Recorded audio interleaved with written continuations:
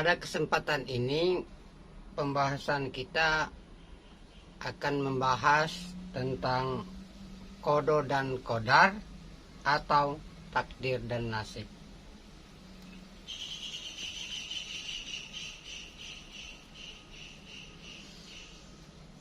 Di dalam ajaran Islam mengenai takdir dan nasib, qada dan qadar ini ada 3 pendapat dari para ulama. Pendapat yang pertama yaitu pendapat kaum Jabariyah,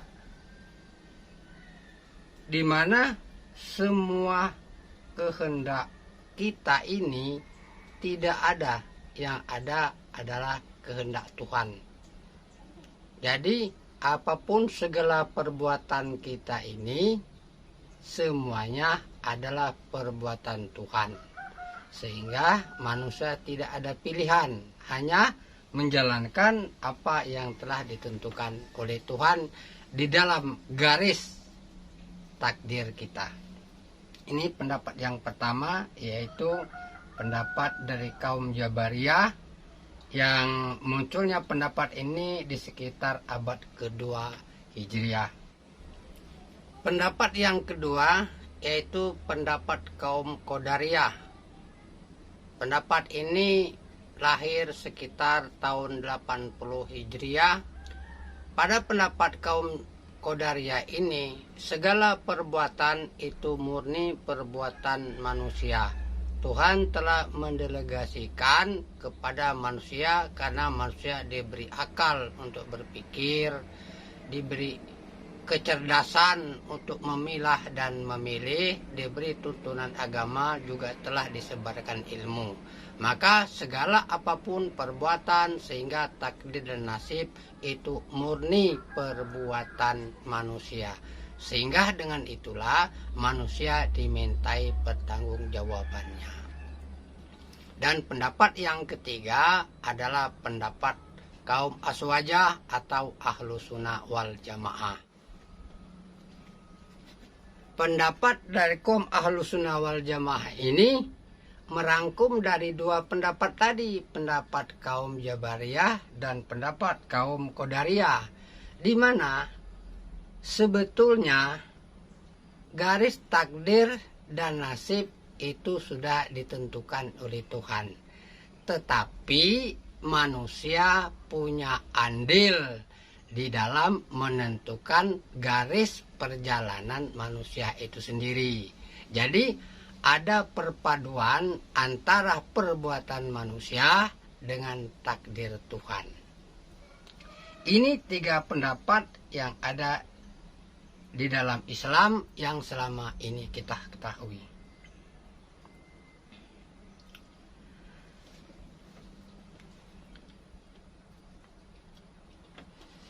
Tetapi secara pribadi saya belum puas dengan pendapat ini.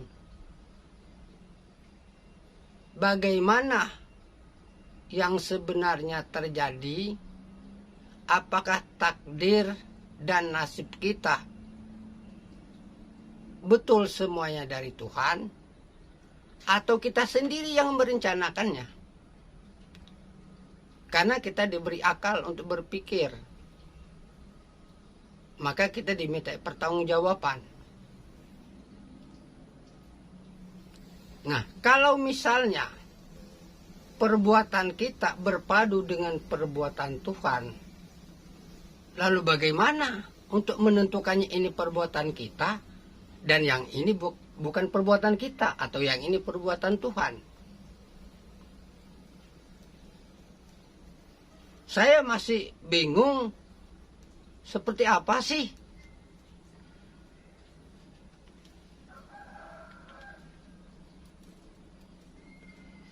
Saya selalu berpikir di dalam agama itu, untuk segala sesuatunya yang bisa diterima oleh akal.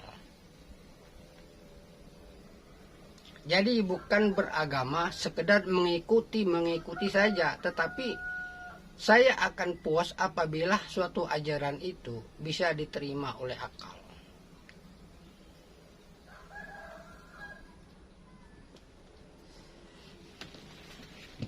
saya mencoba bertanya ke sana kemari, tetapi belum mendapatkan jawaban yang begitu memuaskan.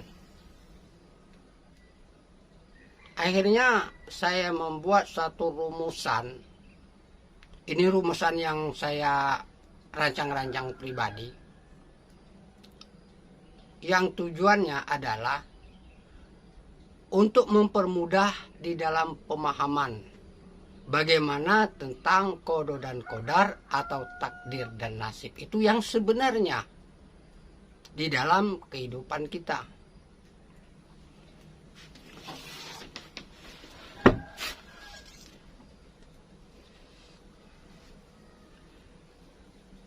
Takdir dan nasib ini saya buat suatu gambar ilustrasi. Mungkin ini bukan hal yang sebenarnya, tetapi ilustrasi ini saya buat untuk sekedar mempermudah pemahaman kita.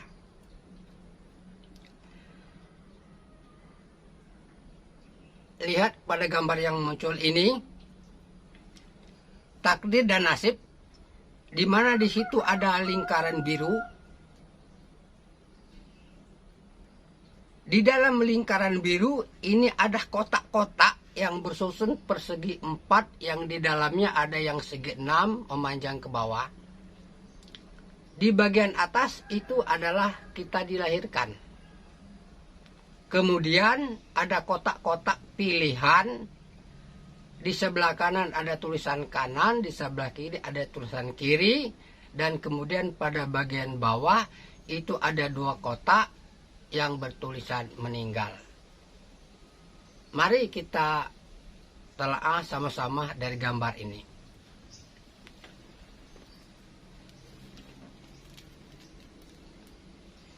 Ini adalah gambaran yang saya rangkum untuk menjelaskan antara kodo dan kodar.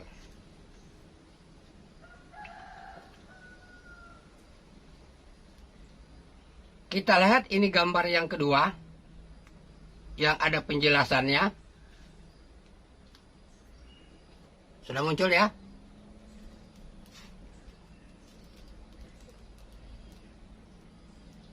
Lingkaran yang biru ini adalah naskah semesta.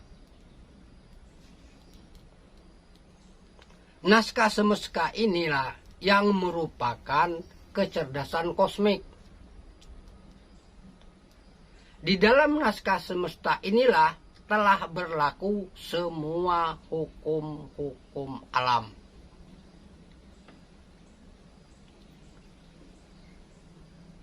Jadi, sebelum apapun yang terjadi ini, Tuhan telah membuat naskahnya.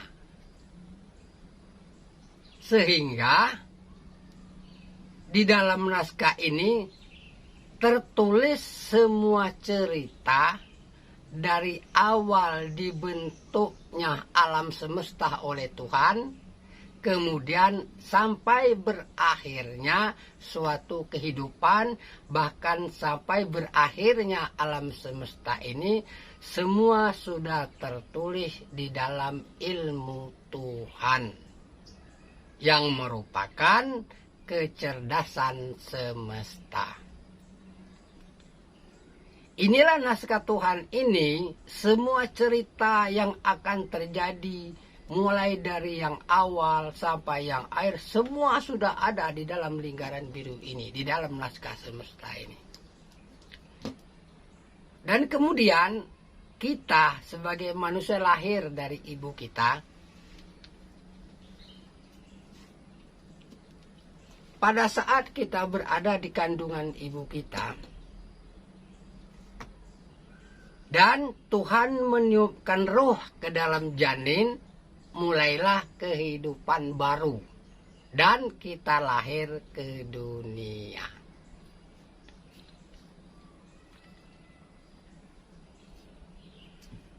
Pada saat kita ditiupkan roh, kita disertai dengan 2 bibit, yaitu bibit-bibit keburukan dan bibit-bibit kebaikan.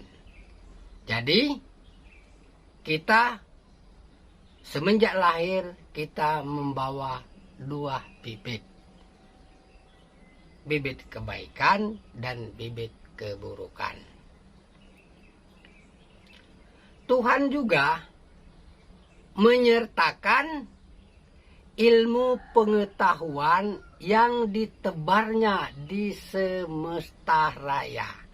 Jadi ilmu Tuhan ditebarnya di semesta raya.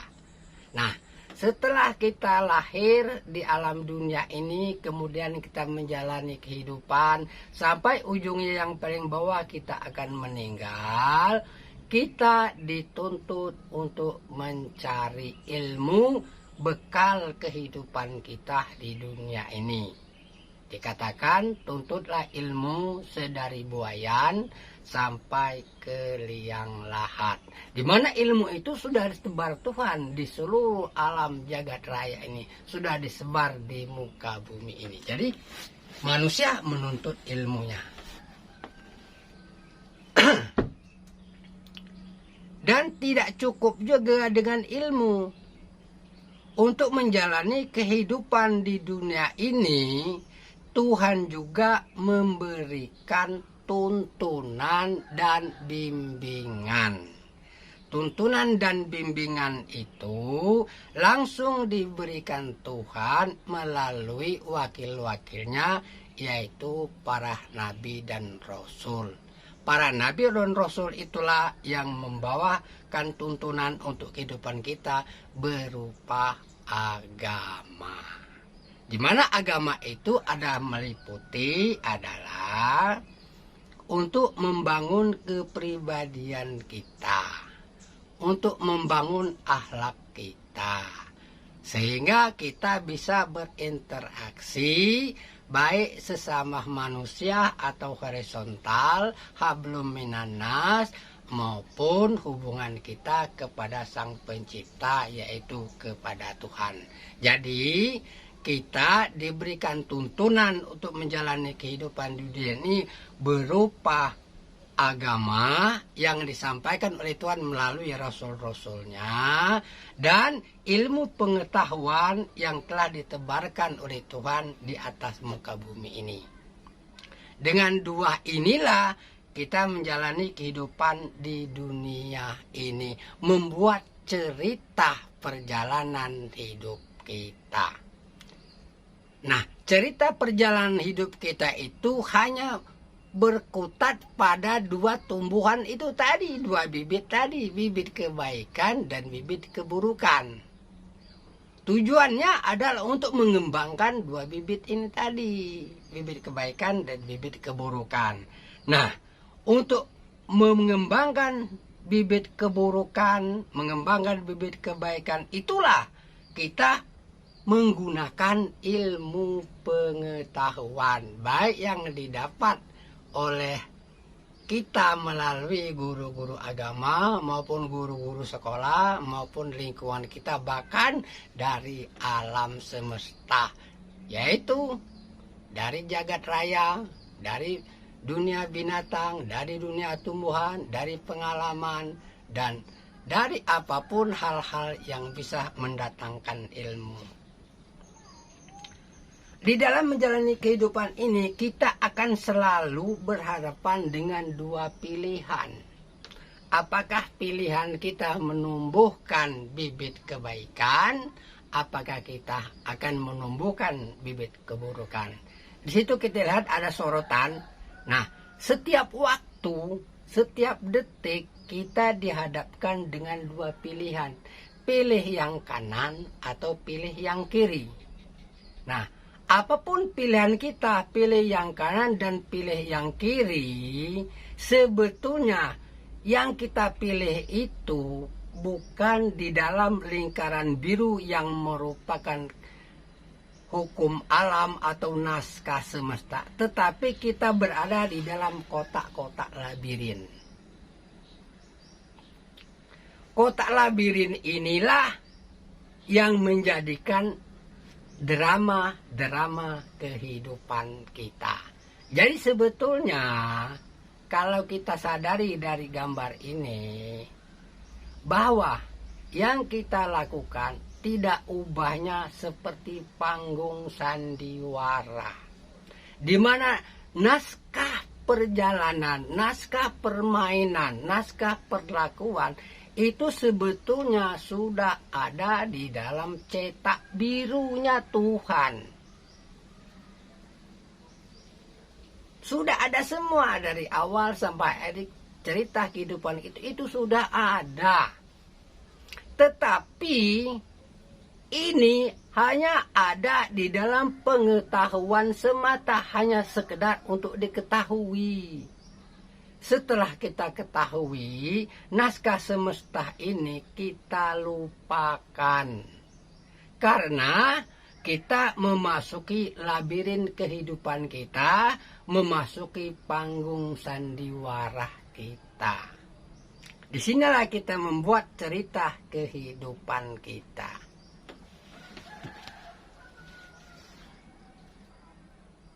Dari atas gambar indah sampai ke bawah, kita mengikuti peta-peta di mana setiap detik dan waktu kita akan dihadapkan kedua pilihan. Pilihan inilah yang akan menentukan garis takdir dan nasib kita.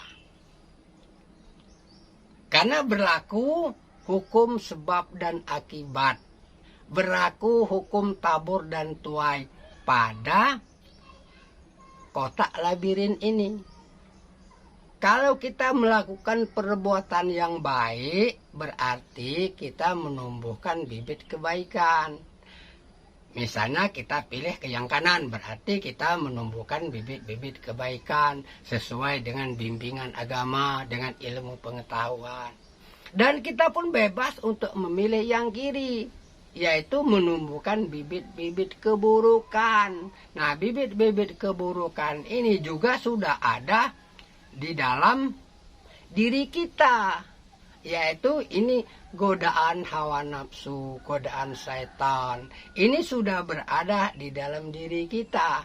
Kebaikan dan keburukan sudah ada di dalam diri kita. Bagaimana Tuhan memberikan dua bibit ini? Karena pada video yang lalu kita kan sudah mempelajari pembelajaran pematangan jiwa. Dalam pematangan jiwa, di situ kan ada cerita kehidupan sang jiwa dari awal sampai kepada Adam. Itu ada catatan-catatan semua perbuatan, semua kehidupan di dalam DNA kita. Jadi bibit-bibit kebaikan, bibit-bibit keburukan itu sudah ada di dalam DNA kita. Jadi bibitnya sudah ada. Setelah kita menjadi Adam, kita tinggal mengembangkannya sebagai khalifah di muka bumi. Disinilah kita akan menjalaninya. Apakah kita akan mengembangkan keburukan, apakah kita mengembangkan kebaikan, itu terserah kita. Kalau sukanya yang buruk-buruk, ya silahkan lakukan. Kalau sukanya yang baik-baik, silahkan lakukan. Ingat bahwa Tuhan tidak akan menghukum. Karena Tuhan itu maha pengasih dan maha penyayang. Yang akan menghukum itu adalah diri kita sendiri. Karena sudah ada hukumnya. Setiap perbuatan baik akan berbalas baik. Setiap perbuatan buruk akan berbalas buruk. Itulah hukum timbal balik, hukum sebab akibat, hukum aksi dan reaksi, hukum tabur dan tuai. Tuhan tidak peduli kamu mau menjadi orang baik, mau menjadi orang buruk. Tuhan nggak peduli. Jadi tinggal manusia itu sendirilah bermain di labirin ini, bermain di panggung sandiwara dengan menggunakan akal pikiran, dengan menggunakan pengetahuan, dengan bimbingan agama. Apa yang akan dipilihnya, bagaimana dia akan membuat cerita kehidupannya. Tuhan mempersilahkan. Tapi ingat, setiap perbuatan baik dan buruk akan ada balasannya. Nah, panggung sandiwara ini adalah berlaku di labirin kehidupan. Di luar labirin kehidupan, semua apapun yang kamu lakukan dari awal sampai kamu meninggal dunia sebetulnya sudah tertulis di dalam naskah semesta, sudah tertulis di dalam cetak birunya ilmu Tuhan.